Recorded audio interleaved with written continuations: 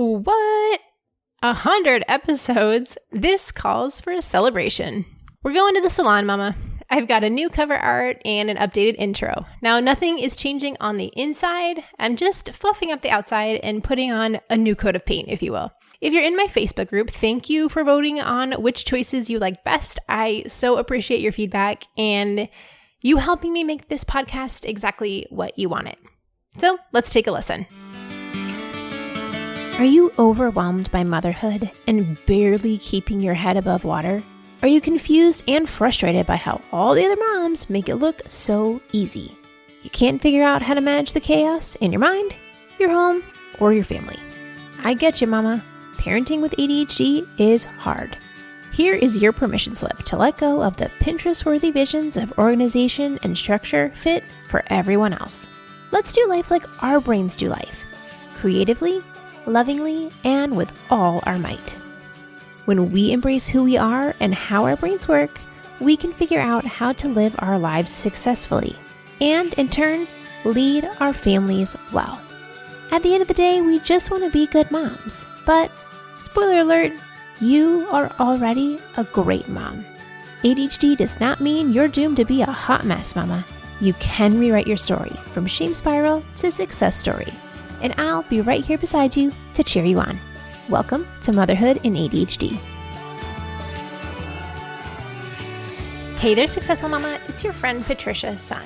Before we do today's episode, I want to read you this review from Megan. It's titled, The Best Podcast for ADHD Moms. Oh, Patricia, how you get me through every day. Being home with a baby during a pandemic when you have ADHD is hard.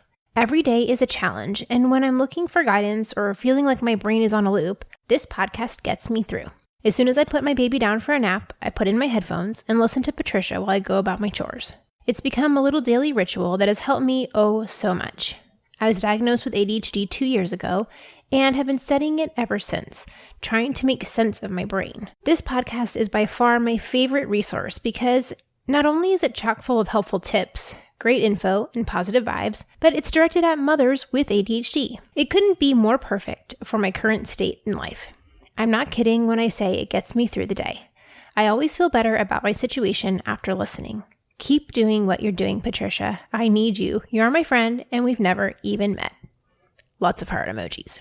Well, can I tell you, I have since met Megan, and she is as adorable as this review is. And I cannot tell you how much your reviews mean to me. They just light up my soul, Mama. But guess what else I learned? I can only see the iTunes reviews for the people who live in the US. If you are in another country, I can't see your review. I was like, oh, what? Because sweet Megan here lives in Canada and I couldn't see her review. So, if you have done a review and you do not live in the US, would you please screenshot it and send it to me so that I can read it on the podcast? That would legitimately, totally make my day. Please, send me an email. Show me your review. I want to read it on the podcast. Okay, let's dive in. For today's Q&A, we're talking about expectations. I often see the question phrased something like, I just can't make it through the day. I use up all my energy in the morning and then I tank in the afternoon and then sometimes I can get some stuff done after the kids are in bed, but how do I just use my day more productively? And this question comes down to our expectations. What are you expecting your day to look like? What are you expecting of yourself? Because on one hand, I will say, if you're struggling in the afternoons, you do want to make sure that you don't have some kind of underlying health issue going on, that you don't have enough energy to get through the day. If you feel like something's truly wrong, yeah, we want to look into that. But what I do wonder is, perhaps our expectations are just unrealistic. A lot of times, we look at other people, other moms, and see all the stuff that they're doing and think that we need to do that too. But are we just looking at the highlight reel? I feel like we, as ADHDers, hold ourselves to such a crazy standard that's not possible. It's not realistic. Even people who are neurotypical don't go hard all day long from sun up to sundown and stay healthy. Sure, you can push yourself like a crazy person all day long, but at some point you start to feel the pain.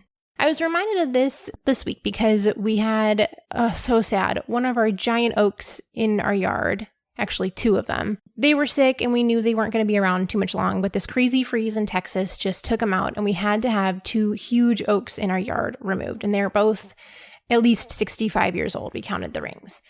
And I'm watching the guys cut the tree down and it's summer in Texas. It is hot. And the guys kept taking breaks. And at first you think like, oh, shouldn't they like keep going? Why are they stopping so much? But then I'm like, Patricia, these guys are working hard in the heat. It's like 90 something degrees.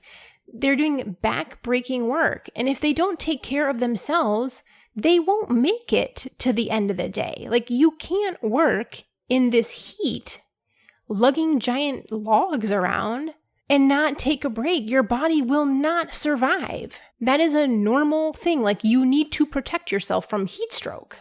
You need to hydrate. You need to let your muscles rest or you'll never make it to 5 p.m. So why is it that we expect ourselves to go all day long? Why is it not okay to enjoy your kids in the morning and do a fun thing and then rest and relax in the afternoon so that you have enough energy to make dinner and have a peaceful bedtime instead of Medusa mom showing up? Like I was talking about this with Sam Hugh. Instagram handle is ADHD_girls. I love what she's doing. She's doing all these interviews with ADHD women. And we were talking this week and we have this expectation of ourselves through perfectionism and anxiety that like, we're supposed to do all the things. We're supposed to just go. We're supposed to be perfect.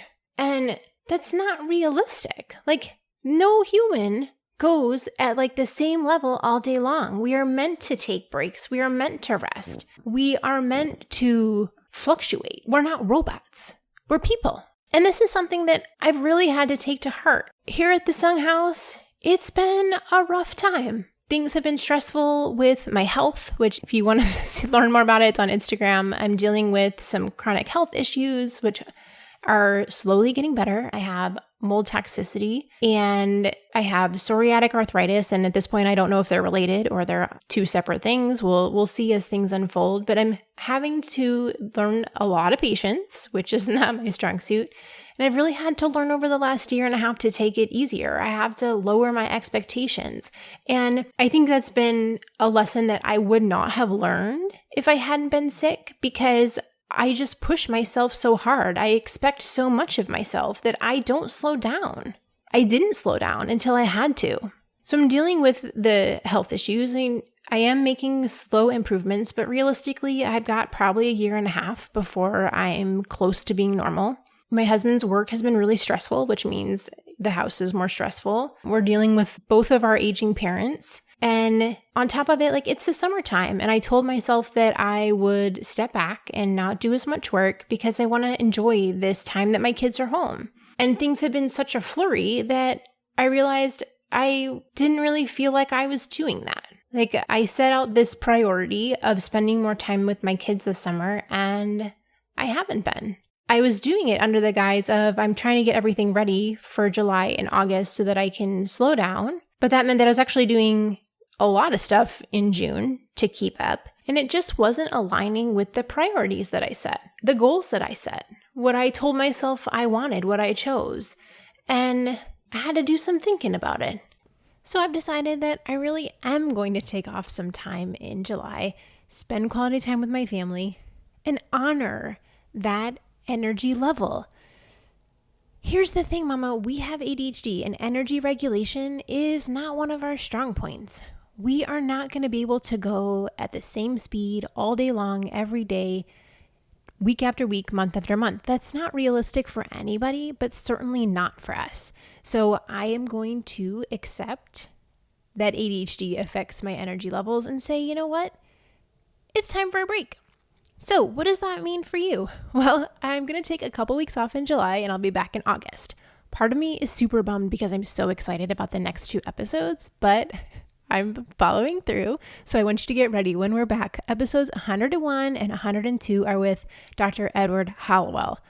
Kind of fangirling over here. I was so excited to talk with him. Like legitimately, like boy band level tween girl excited to talk with him. So we'll start off next season with a bang.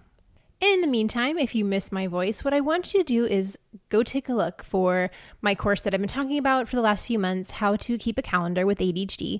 Well, it's ready, except I've added more to it. It also is encompassing to-do lists. So I've renamed it to be Daily Planning for ADHD Moms.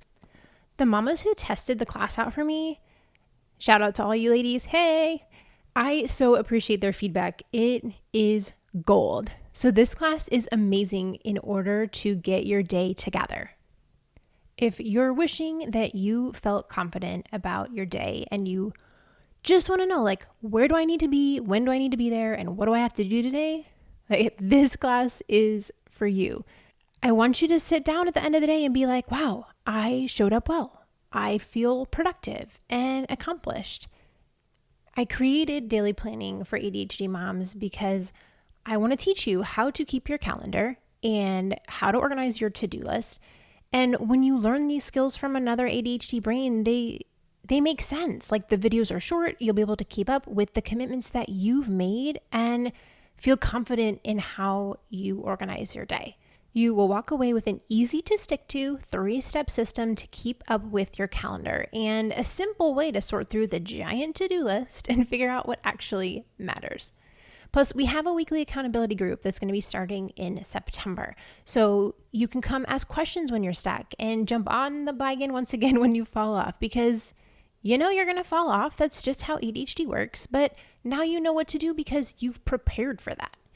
So if you're ready to figure out your day in a way that makes sense both for mom life and for an ADHD brain, I want to help you make it happen.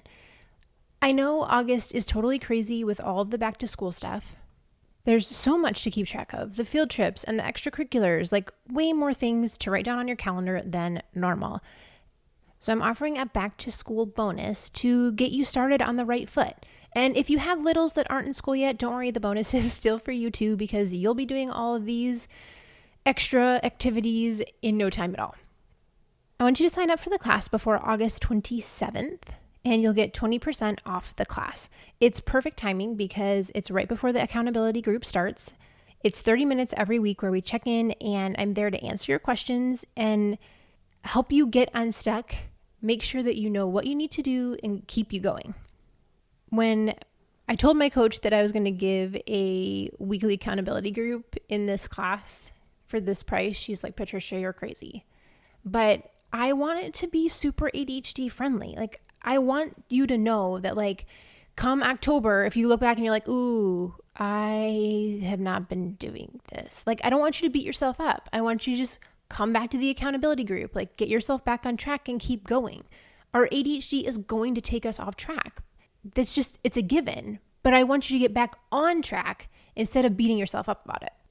And when it's December and the seasons are changing and it's crazy, you can be like, okay, I learned this already. We talked about this. It's an ADHD obstacle. The seasons change and I'm having trouble transitioning. You can go back, listen to the module again, get back on track. Like, this is meant for your brain to work with you and not against you. I'm also giving you like a whole month to decide before the back to school bonus goes away. It's like extended time accommodations for you, mama. If you miss the deadline for the back to school bonus on August 27th, it's totally fine. Like, you can still sign up in September. There's no like hard cutoff. You can still join. So no stress, but that gives you time here to figure out, like, how do I make time for this? Well, you know what? It's only like 2 hours of video to watch or you listen to.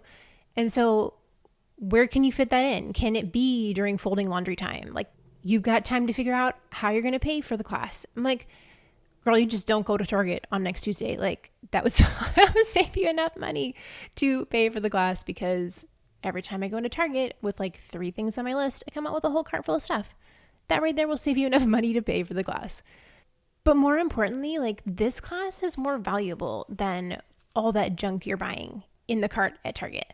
These skills are changing your life for the better. This is an investment in you and your family. Like, you're going to see the benefits of these skills that you are learning and putting into place for years. I cannot wait to see you feel confident and competent in how you run your family life. Like, we're making this happen. So sign up for the class.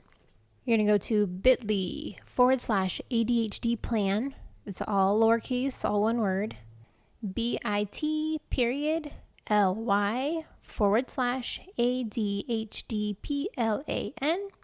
and sign up.